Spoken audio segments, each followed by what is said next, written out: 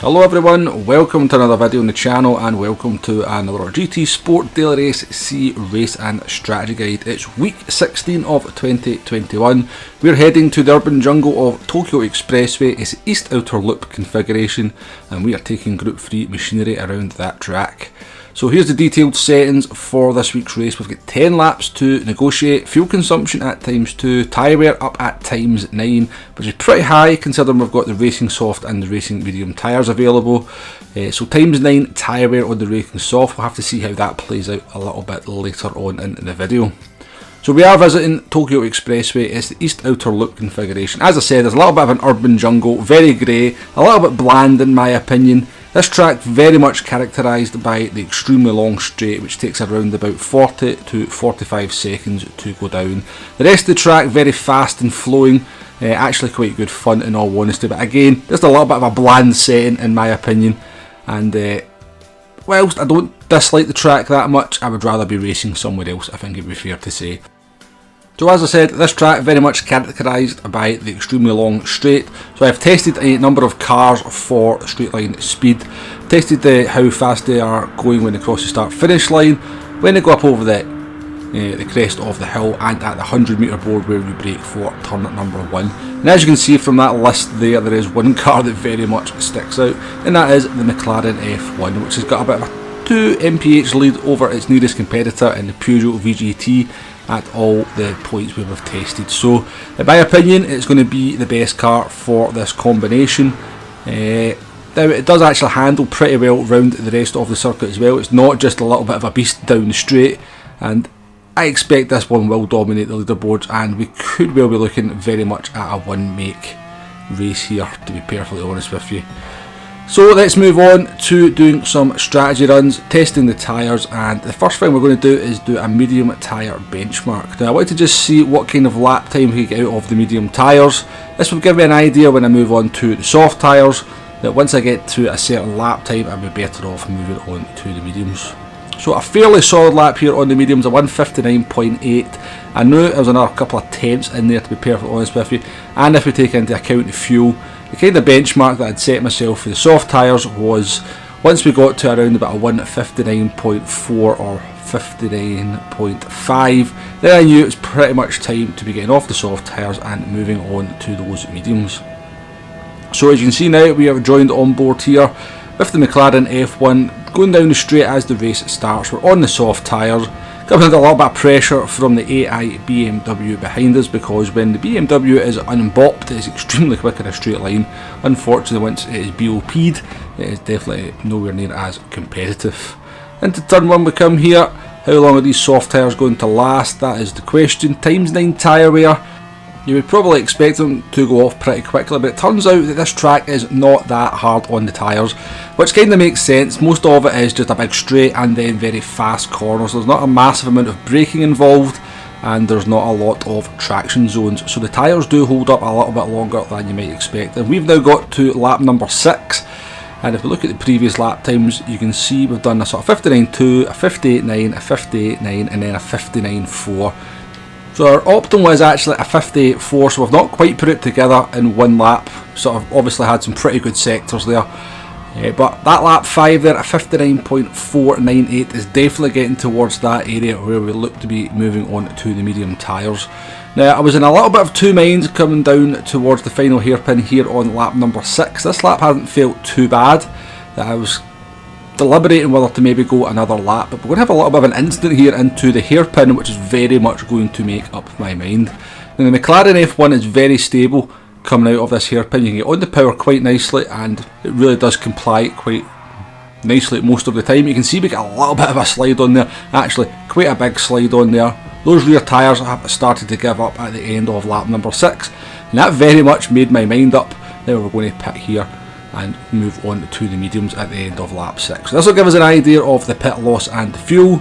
Into the pit lane we come. Going to put on those medium tyres. Now I was expecting this pit stop to take a little bit longer, but the car actually into the box fairly quickly. Tyres are changed, just a 3.4 second duration for the tyres to be changed. Pit time 13.1 seconds. And the pit loss overall is around about 14 seconds. Now you do lose time all the way up to turn number 1 here, So as you come out the pits, we're crossing the crest of the hill here about 150 miles an hour. Anybody who's not pitted is going to be doing about 170 at that point, so you're going to be losing time to cars all the way up until you get to the 100 metre braking board. Fuel is no issue whatsoever, as is always the case at the moment. I'm quite looking forward to at some point maybe we're going to get a daily race C with a little bit of fuel saving. I know it's not that popular, but I quite like it, and it is something a little bit different.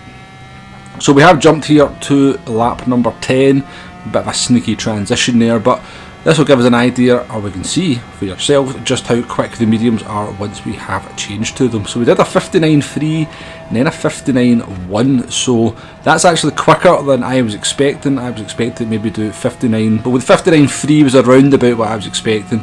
But we do a 59.1 on lap number 9 there, and we're actually going to go even quicker here on lap number 10. And we're going to do a 59.0 to finish. So the mediums actually do have some pretty decent pace. Now obviously we have changed tyres here at the end of lap number 6, and we have burned off around about half the fuel there, so the car is around about 50 kilograms lighter in weight.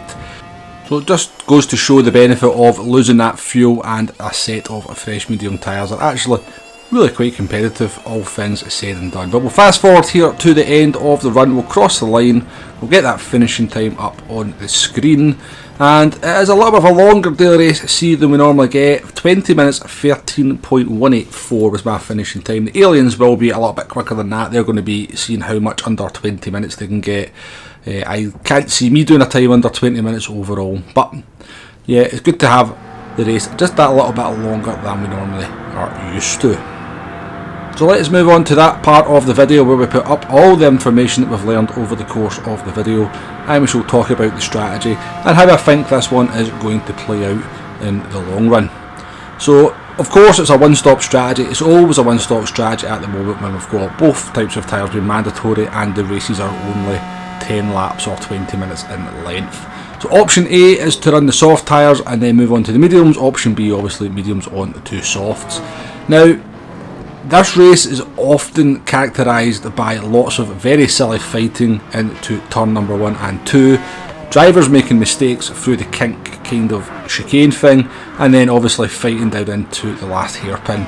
And if you get caught in a group of drivers who are doing a whole lot of fighting, then you will just see your lap times absolutely crumble.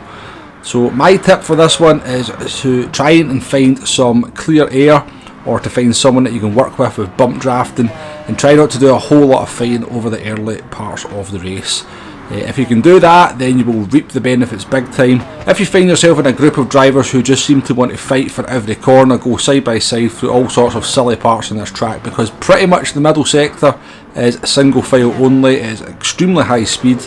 There's no really any scope for overtaking. Try to go side by side through any of the corners, you're just going to lose a buckload of time, so you do just need to find a driver that you can work with if you want to keep those lap times sensible. So as I said, if you find yourself fighting with a lot of drivers, or you see a lot of silly moves going on around you with the drivers around you, get into those pits as early as you can, and don't be scared to run a kind of longer stint on the other tyre than you might optimally be able to do, because at the end of the day, a lap on worn tyres where you can kind of do your own pace and not be compromised into every corner is always going to be quicker than a lap where you're kind of fighting like cats and dogs and doing silly side by side moves, etc, etc, etc. So that's my tip for this one. Try to find basically some room on the track, or some drivers on the track that you can work with sensibly, or if you can work with them, just get on the track by yourself, use that pit stop to gain some clear air, and hopefully you can kind of start making up some positions that way. I think the absolute optimal strategy will to be to start on the mediums and then just use the slipstream to remain with maybe some of the drivers that are going quicker than you on the soft tyres. But as I said, it's just very much characterised by the fighting. Avoid the fighting, you'll go quicker. So let's finish off the video as always with a lap guide. We are in the McLaren F1 GTR. We've got the brake balance set at -1. That seemed to kind of reasonably balance the tyres. It does wear the rear tyres out just a little bit more, but I do prefer to have some front tyres over the course of the duration of a stint. So into turn number 1, you are looking for the 100 metre board.